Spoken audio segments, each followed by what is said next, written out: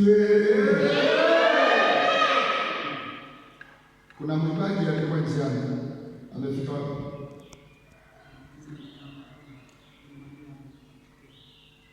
Unaenda kumpokea sasa. Fika tumsalimia. Yeye ni Elizabeth kutoa huko kwenu. Na yeye nimeunganishwa na mtu mmoja, nikafanya naye huduma Dodoma. Ninao watoto wa kiroho wengi katika huduma hii. Ni huduma ambayo inashirikiana na watu wote walio tayari kufanya huduma. Hongereni kwa yeye nzuri. Kwaya Big Up, nawapongeza, mnaimba vizuri. Hongereni sana, hongereni sana. Mungu ni mwema, anaendelea kutujalia neema hapa Babati Town. Linaitwa hatua 7 muhimu za kuweza kusababisha nyota yako kung'aa kwenye maisha. 7 steps ambazo zitakufanya uachieve the higher better destination. Mungu hajawahi kuumba mtu mdogo duniani. Hajawahi kuumba mtu mdogo duniani. Watu wote ni wakubwa, wote ni wakuu. Wote. Wanadamu wote ni wakuu. Wote ni wakuu. Narudia tena. Mbegu ya uungu iliyoko kwa mwanadamu yeyote ni mkuu. Kuna tofauti tu ya namna ya jinsi ya kujifunza, kujitambua, kujikubali na kukaa kwenye nafasi yako inayotakiwa. Hata waimbaji Elizabeth yuko hapa. Joseph ni mwanangu. Changie Bwana Yesu kwa Mungu. Huyu ni mkoa huu, kwa hiyo anatenda kazi pamoja na hospitali majina yako na kijiji chako wewe hapo kufahamu. Bwana Yesu asifiwe. Amen. Nimetoka kijiji cha Manyara kata ya Magara, naitwa Elizabeth Kesi. Naendelea kutamani huduma na mimi kuwe kama mtumishi wa Mungu.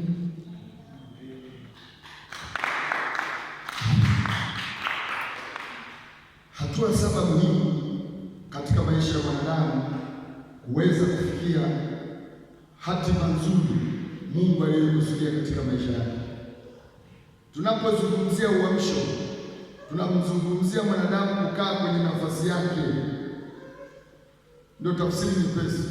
Tunaposema amka, maana yake ondoa matongotongo, ondoa usingizi, ondoka katika hali ambayo inakufanya usiwe wewe. Ndio tafsiri ya uamsho. Ndio tafsiri ya uamsho. Msingi wa Mungu kwa mwanadamu ni mafanikio. Msingi wa Mungu kwa mwanadamu ni mafanikio. Na ndio maana hawa maadui watatu ambao wametumwa kwa mwanadamu wanamfanya mwanadamu awe mnyonge, awe zezeta, awe chawa, awe anajipendekeza kwa wanadamu wenzake, eti kwa sababu yeye ni maskini, eti kwa sababu yeye. Kuna maadui hao watatu. Mtu akifanya dhambi anapoteza ujasiri, anapoteza ujasiri, anakuwa sio yeye. Huyo ni adui wa kwanza kwa habari ya roho. Adui wa pili kwenye nafsi anaitwa umaskini. Mtu maskini anapoteza uhalali wa kuwa mwanadamu wa kawaida. Maskini ni mnyonge, anatembea ameinama, anatembea hajikubali. Eneo la tatu ni mtu mgonjwa, mtu anayeumwa. Huyo sio mtu timamu. Kuna vitu vimeathirika katika mwili wake. Katika hali kama hizo zikitoka zote, mtu akiwa sio mtenda dhambi, hajihukumu, anajikubali. Biblia inasema dhamiri zenu zisiposhtakiwa, dhamiri ya mtu ndio mahakama kubwa kuliko kitu kingine chochote. Kwa hiyo kama mtu dhamiri yake ameshtaki, halafu sio masikini, halafu sio mgonjwa, huyu mtu ameamka, huyu mtu ameamka, huyu mtu ameamka, huyu mtu ameamka, huyu mtu ameamka. Sasa hatua hizi 7, kabla sijaanza kusema moja baada ya nyingine, naomba mtu mmoja asome Biblia, asome Biblia, kitabu cha mstari wa 31 na 32. Yohana Mtakatifu sura ya 8 mstari wa 31 na mstari wa 32. Mtu mmoja afungue Biblia asome kitabu cha Yohana. Kama darasa tunashirikiana. Mtu mmoja afungue kitabu cha Yohana Mtakatifu. Watoto wanaosumbua wanyonyeshwe, wanaosumbua sana wafinywe, ili watulie wasikilize, usiwache uhuru wanaongea na kupiga kelele, wanaharibia mazingira. Yohana 8:31 na 32. Tunataka kuwa na utulivu wa kutosha kabisa kabisa. Yohana 8 mstari wa 31 na 30 hadi 31 na 32.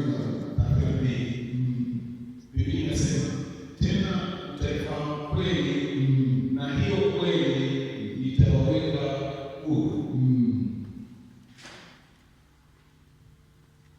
Ndio mstari mchache mwingine.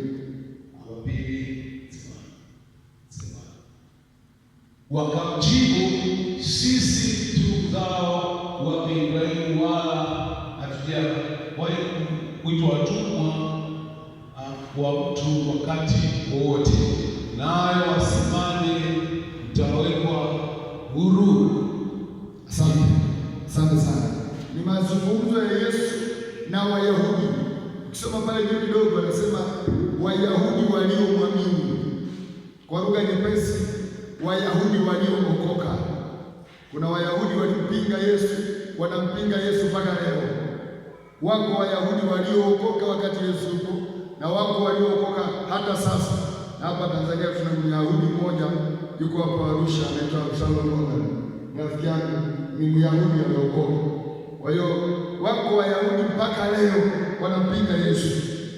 Lakini hawa walioandikwa hapa walimwamini. Biblia inasema wale Wayahudi waliomwamini Yesu akaanza kuzungumza nao. Unaona sasa Yesu anazungumza na walokole kwa lugha nyepesi. Wayahudi walokole waliookoka, ndio lugha nzuri. Anasema ninyi japokuwa mmeniamini, lakini msipokaa kwenye neno langu, utumwa wenu utakaa. Na nisikia anasema, najaribu kumfundisha mtu anayesema ukiokoka umekwisha, umemaliza yote. Hapana, hao watu wameokoka. Yesu anasema mkikaa kwenye neno langu, mkikaa kwenye neno langu na kuwa wanafunzi wangu kweli kweli. Hapo ndio wanampenda kujisikiliza. Anasema wanadamu tumeumbwa kujifunza kila siku. Napokuwa ni mtu mzima na mzee, napendaga sana kama vikao vya kabineti tukaa. Tunapokosoana, tunakubaliana kwamba sisi ni watu wa kujifunza siku zote. Ukimwona mtu ameondoa neema ya kufundishika, ndio dalili ya kwanza ya shetani mwenyewe.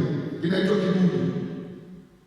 Kiburi ndio roho ya kutokufundishika, roho ya kutokupokea mambo mapya, roho ya kutokuelewa mapungufu, roho ya kutokukaa kujifunza. Ndio maana kongamano kama hili, ukimkuta askofu, ukimkuta mtume, ukimkuta nabii, unasema niende mimi kusikiliza nini? Niende mimi kusikiliza nini? Ndio maana hawezi kuja wakati neema ya Mungu imekuja. Unaweza kusikiliza mambo katika mambo 100, mambo 90 unayafahamu, hata 99, ukaokota jambo moja ambalo haujawahi kulisikia kabisa kwenye maisha yako, na likakufaa katika ulimwengu, kwa sababu ya roho ya kukubali kujifunza, roho ya kukubali kujifunza, roho ya kukubali kusikiliza watu wengine. Mungu ametupatia huduma tofauti tofauti kwa ajili ya kuweza kufaidiana. And this is what I came for.